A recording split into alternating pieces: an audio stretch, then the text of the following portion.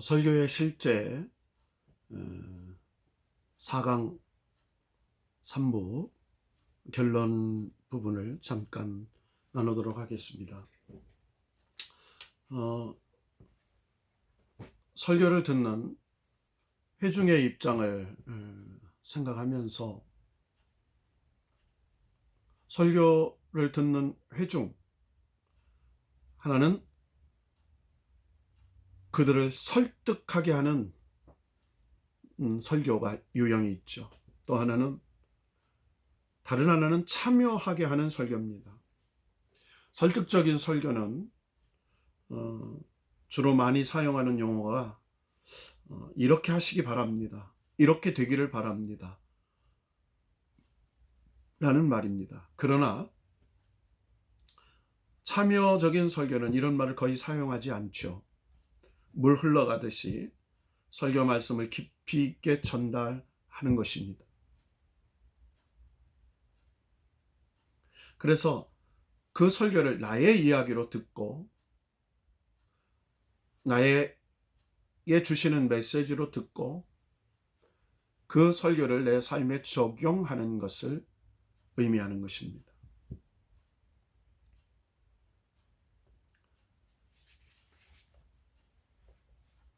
이제 우리는 여러 유형의 설교 준비가 있습니다. 오늘은 한 가지 부분의 설교를 한번 짚어보고 결론을 내릴까 합니다. 지금까지 한국교회에서 가장 많이 사용해 왔던 설교가 3대지 설교입니다. 3대지 설교에 대한 정확한 이론은 없습니다. 다만 지금까지 3대지 설교가 교회에 많이 이용되어 왔다. 이 3대지 설교는 전 세계 교회가 가장 많이 사용되는 설교 구성 방법론이다. 이렇게 말할 수 있죠. 주로 세 가지 대지로 결정한다고 해서 3대지 설교라는 별명이 붙어 있습니다. 3대지 설교이지만 4대지나 2대지로도 나눌 수 있습니다. 이 3대지 설교는 설교자가 발견한 주제를 가지고 또 하나님으로부터 받은 주제를 가지고 본문을 선택하여 그리고 설교자가 하나님께로부터 받은 메시지를 전개하는 가는 설교를 구성한 것입니다. 3대지 설교는 상황에서 본문으로 나아가는 경우가 많기 때문에 잘못하면 성경을 설교자의 증거 자료로 전락시킬 우려가 있습니다. 그래서 증거 자료에서 본문을 선택하는 경우보다는 본문에서 주제를 만들어서 설교를 구성하는 것을 더 많이 사용하고 있다는 것을 우리는 이해하고 가야 합니다. 성경을 깊이 묵상하고 성경에서 주제를 찾는 것에서 장점이 있습니다.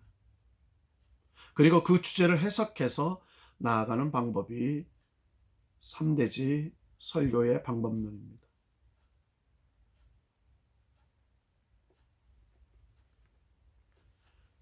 특히 오늘날 많은 목사들이 이 방법을 많이 사용하죠. 특히 우리 교단의 목사고시 설교 시험을 볼 때 이 3대지 설교론으로 시험을 보게 됩니다. 그래서 우리는 가장 설교의 기본이 3대지 설교론을 이해해야 합니다. 특히 우리가 이 3대지 설교에서 강조하고 싶은 것은 제목 설교가 아니라 주제 설교라는 거죠. 제목 설교는 본문에서 제목을 정해놓고 대지는 다른 본문에서 가져다 설교하는 것입니다. 이런 설교는 설교의 가치를 떨어뜨릴 위험 요소가 있습니다. 그러나 주제 설교는 그 본문 속에 담겨져 있는 주제, 중심적인 메시지를 찾아내요. 그리고 그 본문에 담겨 있는 하나님의 뜻을 전달하는 것이 특징입니다. 3대지 설교의 장점을 몇 가지 말해볼까 합니다. 첫째는 설교 구성이 쉽습니다.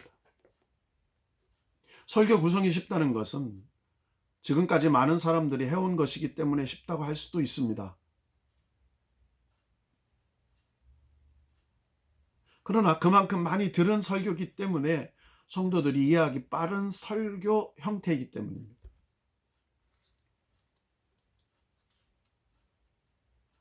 사람들에게 오늘 일어나는 일들을 거기에 맞는 본문을 읽고 성경을 이렇게 말씀하신다는 것을 이야기하는 것, 가장 쉽고 간단한 그런 설교 유형입니다.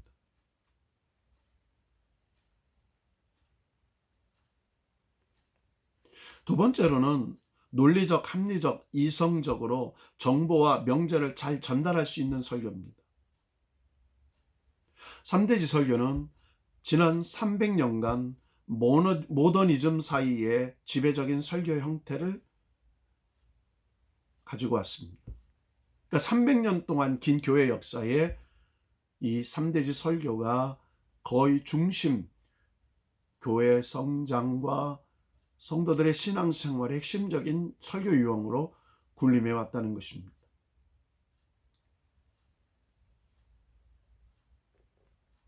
안정적이고 효과적으로 전달할 수 있습니다. 설교 구성이 쉽기 때문에 세신자나 학적 수준이 낮은 회중들에게도 효과적인 설교 유형입니다.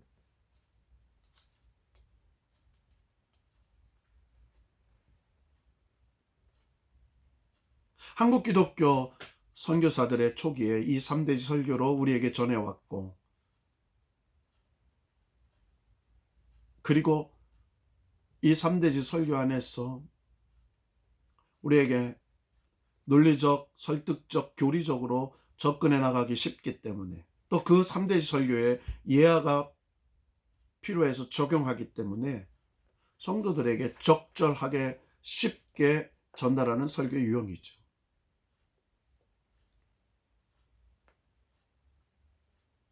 기독교 역사에서 감동적인 설교 중에 3대지 설교가 많이 있습니다. 유명한 존 웨슬리의 설교문 중에 그 대표적인 3대지 설교의 유형이 한 가지 있습니다. 첫째, 할 수만 있으면 많이 버십시오. 둘째, 할 수만 있으면 많이 저축하십시오.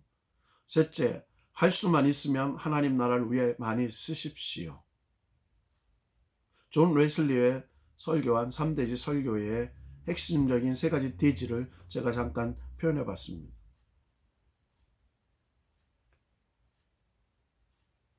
효과적이고 핵심적이고 그리고 이해적이기 때문에 아주 좋은 장점을 가진 설교문입니다. 그런데 이 3대지 설교에 약점이 있습니다. 첫째는 기대감이 없다는 것입니다. 본문을 읽으면 성도들이 어떻게 설교를 할 것인가 짐작을 한다는 것입니다. 이미 청중이 알고 있는 이야기로 설교가 진행됩니다. 그리고 예화로 이끌어 가는 것까지 알고 있습니다. 그렇게 보면 설교가 안 들릴 가능성이 큽니다.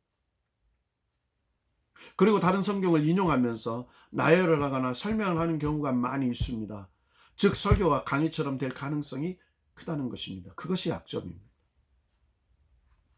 두 번째로는 설교자의 생각에 설교 본문을 지배할 수가 있는 약점이 있습니다.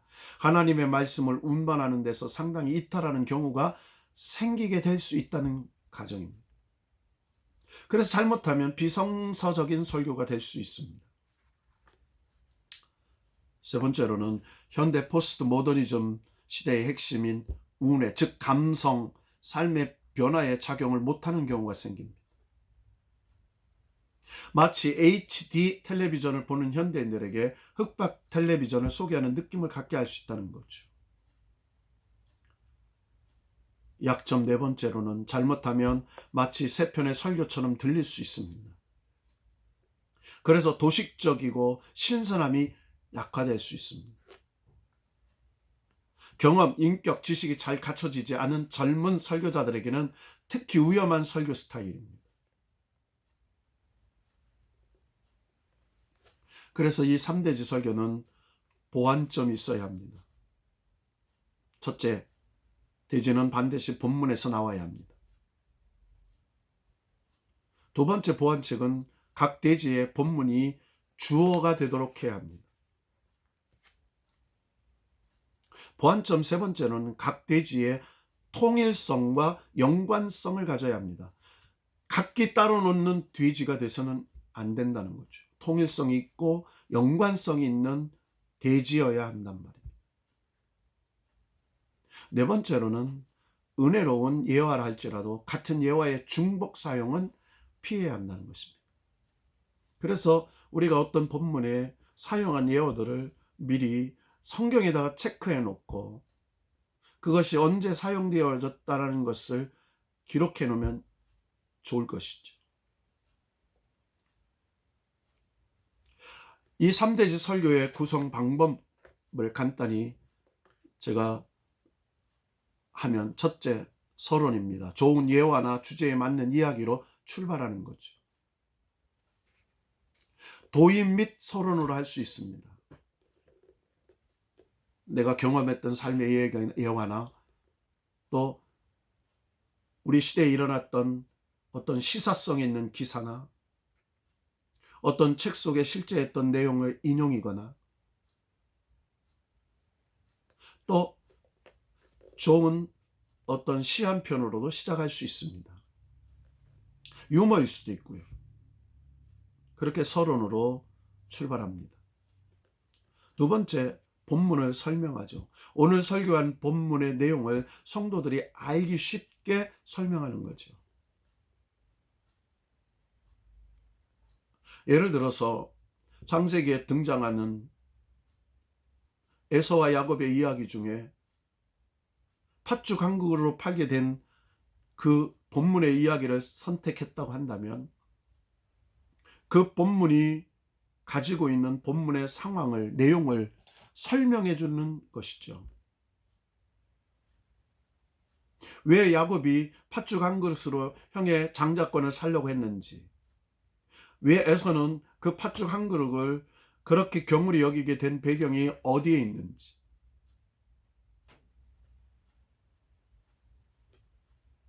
어머니 리브가의 두 아들을 쌍둥이를 잉태했을 때 하나님으로부터 는 말씀과 그리고 그 말씀을 마음에 둔 어머니 리브가의 그 양육 과정에서 또 두 에서와 야곱의 성품적 기질적 차이를 또 일어난 사건의 배경을 설명해 주는 필요성을 이야기하는 것이죠. 세 번째로는 본론에 들어가서 해결 방법을 얘기합니다. 한 대지를 다음과 같은 5가지 요소로 구성하죠. A. 문제제기, B. 본문 성경, C. 적용, D. 긍정예화, E. 하나님의 주어 및 권면. 이와 같은 방법으로 다음 대지도 만들면 하나님의 좋은 설교가 완성될 수 있습니다. 그러니까 첫 번째 대지의 문제제기, 두 번째 대지의 문제제기, 세 번째 대지의 문제제기에 각각 문제제기, 본문 설교, 적용, 예화, 하나님 주어 및 권면. 그리고 마지막에는 결론. 즉, 이 본문의 말씀과 대지의 내용이 우리의 삶과 어떤 관계가 있고 우리의 삶에 어떻게 적용해야 되는지 설명해야 합니다. 여러분, 적용이 없는 설교는 좋은 설교가 아닙니다.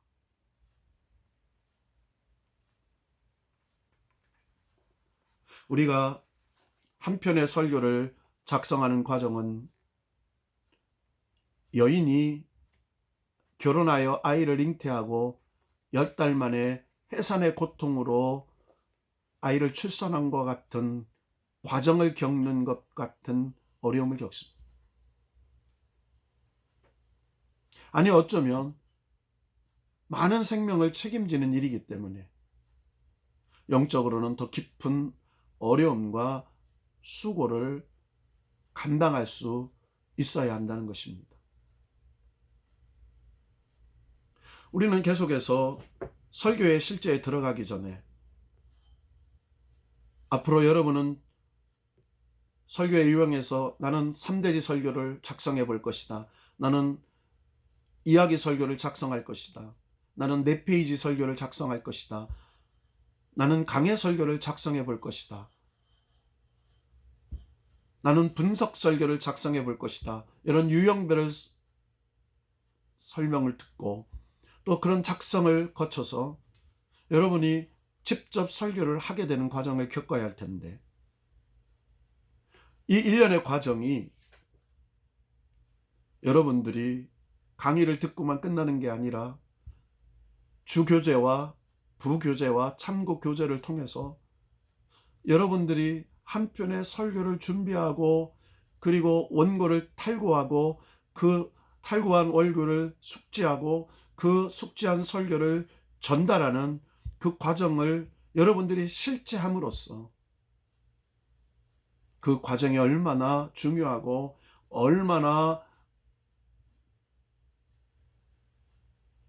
능력 있고 얼마나 하나님께서 영광 받으시는 위대한 일인가를 각성하는 그런 과정이 되어야 할 것입니다. 서울장신하고 여러분, 이제 4번째 강의를 진행하면서 여러분들에게 아주 넉넉한 시간이나 또 많은 좋은 자료들을 제공하고 진행하지 못함을 미안하게 생각하면서 조만간에 강의했던 내용들 또 보강되어야 될 내용들을 정리해서 한번 여러분들에게 메일로 제공하도록 하겠습니다.